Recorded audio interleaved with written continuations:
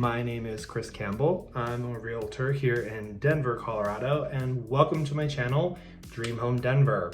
This is the first of a series that I'm going to be doing comparing what can you buy for different price points in different areas, both in Denver and some of the surrounding suburbs. The reason I chose this price point, $400,000, is because I personally work with a lot of first-time home buyers, and a lot of people are shopping in this kind of $375,000 to $400,000 price range. And in Denver, it really gets you very different properties depending on the neighborhood that you're in. So you might be a first-time home buyer here in Denver. You might be fantasizing about moving to Colorado from another state, or maybe you already own a home here in Denver and are curious to see what you could get if you sold that property.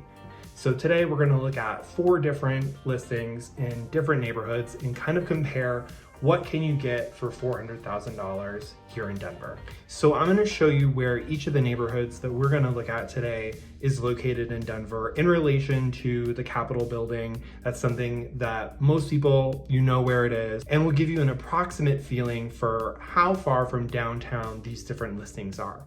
The first property that we're going to check out today is located in Westwood. This is a neighborhood in southwest Denver. It's pretty close to downtown. You're about a 15-minute drive to get there. You have easy access to Route 6.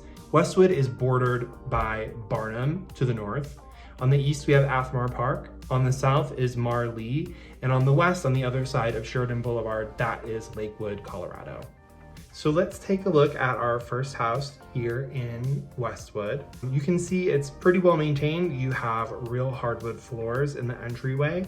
Also a pretty nice renovation they did in the kitchen. Definitely have nice finishes, an ample amount of counter space, a gas stove for those of you who enjoy cooking. I know I do.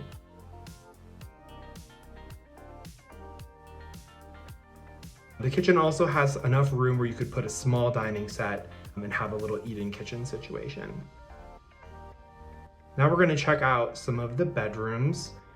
So off of the main living room, you have this room, which is probably the bigger of the bedrooms. You get really good natural light, 2 windows in this bedroom. Typical of a bungalow here in Westwood. You're not gonna have the biggest closets, but these are very typical of what you would see in a house from this era. You do have updated bathrooms. These aren't the fanciest bathrooms I've seen, but they are nice, they're clean. You can tell that they've been recently updated, and the finishes are pretty good. Moving on to the rest of the bedrooms, I would say this is a little bit of an unconventional floor plan. You have these 3 rooms all in a row, so you're not gonna have the most privacy with the rooms that are in the middle here. This back room would probably be the most private. You can tell this has been an addition that was added on to this bungalow. If you're looking for a house that needs something like an office, that's gonna be a good use for some of these middle rooms. You do have this half bath off of the side here. Very convenient to have that extra half bath in a house of this size. And that is the house. So once again, you have 4 beds, 1.5 baths, decent sized living space, and very nice finishes. One thing that this house also has that you're not gonna find in Barnum very often is an attached 2-car garage. In Barnum, most of the neighborhoods use alleyway access for parking, so you're going to see detached garages, or you might just have street parking. The fact that this house does have that attached 2-car garage is pretty unique for the neighborhood. The next neighborhood we're going to check out is Uptown. This neighborhood is also known as North Capitol Hill. They're one and the same. This is super close to downtown. I would say you are downtown. You are bordered by 5 Points on the north, City Park West on the east. On the south is Cap Hill, where I live, and on the west is the Central Business District. This neighborhood, fun fact, is home to one of my favorite Italian restaurants in all of Denver, Coperta. I highly encourage you to check that out.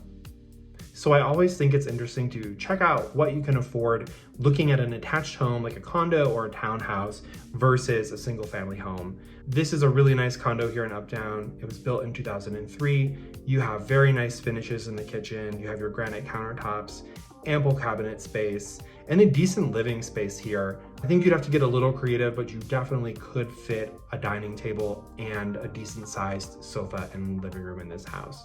Going into the master bedroom in this house, you have really nice natural light. You have plenty of room for a queen or a king size bed here.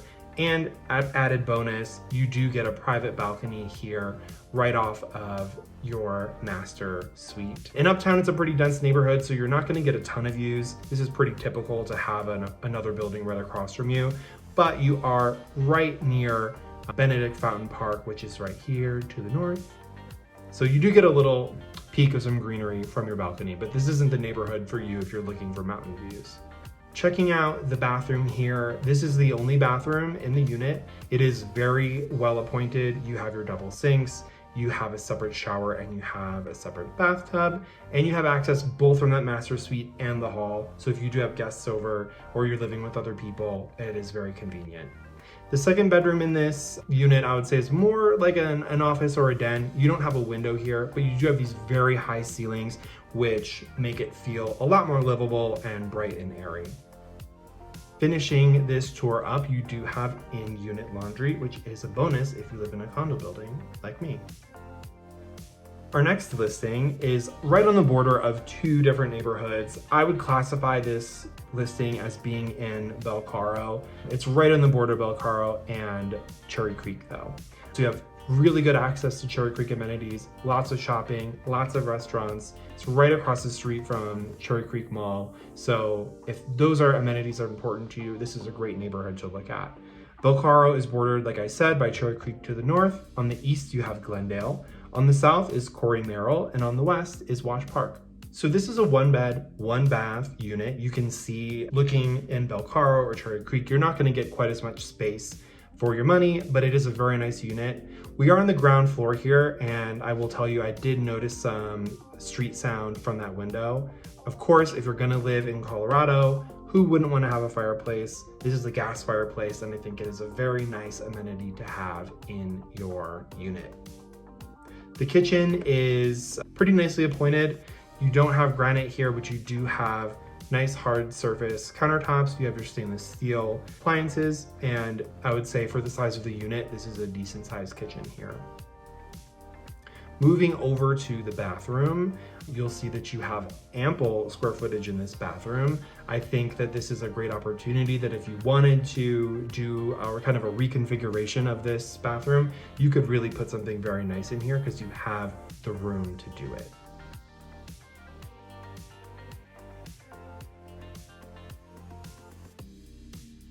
Moving on to the bedroom here, you can see you're not getting a ton of natural light in this unit. You are on the ground floor. I mean, it was a pretty cloudy day when I shot this, but you could easily fit a queen size bed in here, and you do have a nice size closet. That's an advantage of looking at something that was built, you know, post 2000 versus some of the stuff that we looked at prior that was built in the 50s.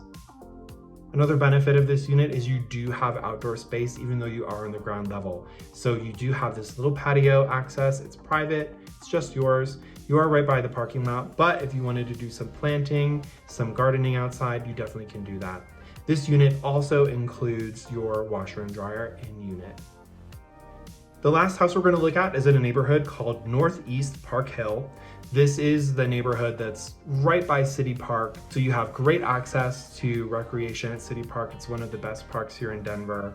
It's close to downtown, I'd say about 13-minute drive, and your borders here to the north is Commerce City, to the east is Central Park, to the south is North Park Hill, and to the west is Clayton. So this is a very typical style home that we see here in Denver. This is a bungalow that was built in 1950.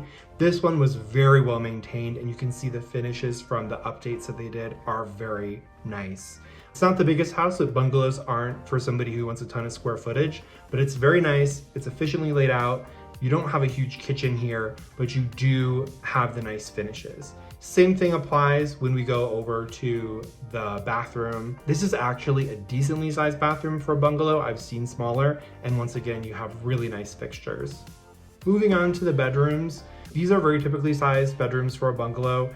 This isn't the bedroom where if you have giant furniture, you're gonna wanna kind of put it in here, but you could definitely easily do a queen size bed, some nightstands in this room. Once again, you're not gonna have the biggest closets here, but these are very typical for bungalows from the 50s here in Denver. You do get a little bit of extra storage here. So we have a linen closet. You will notice that there was not another closet in this house for, say, your cleaning supplies, coat closet. This is all you're gonna get besides the ones that are in your bedrooms. This is the second bedroom. It's smaller than the first one. Could be a great office. You're gonna be having a little bit of a tighter time fitting your larger beds in a room like this though. Once again, same size closet, typical bungalow closet from the 50s. We'll wrap this tour up by checking out the backyard. Something that a lot of my clients ask me for is I want a yard with a nice tall fence. A lot of people here in Denver have dogs. This house has it. Very decent sized yard. You'll see there's no garage back here, so you only have street parking, but it's perfectly ready for your fur babies.